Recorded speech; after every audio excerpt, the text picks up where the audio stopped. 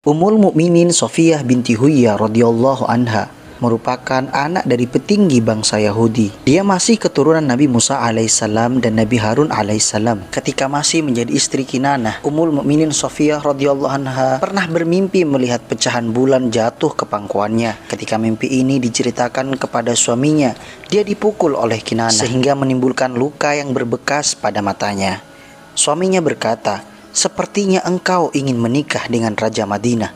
Pada saat yang lain, dia bermimpi bahwa matahari terletak di dadanya. Kemudian dia menceritakan kembali mimpi itu kepada suaminya.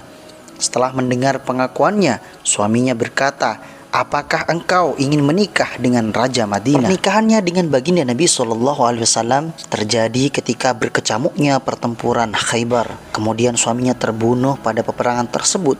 Lalu ada seorang sahabat yang bernama Dihyah Al-Qalbi radhiyallahu an datang menghadap Rasulullah SAW dan meminta seorang hamba sahaya wanita. Kemudian Rasulullah SAW memberikan Safiyah radhiyallahu anha kepadanya sebagai hamba sahaya.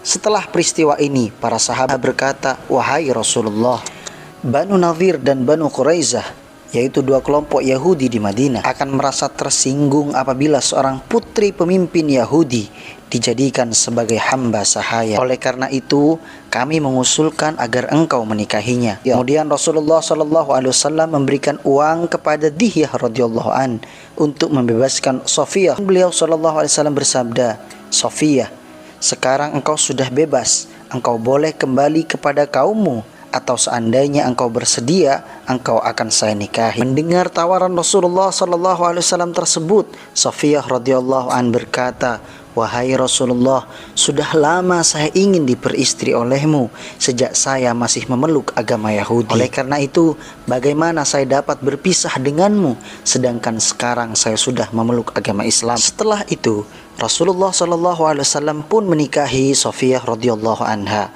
Rasulullah SAW bersabda, "Barang siapa yang memiliki makanan, hendaklah dibawa ke sini."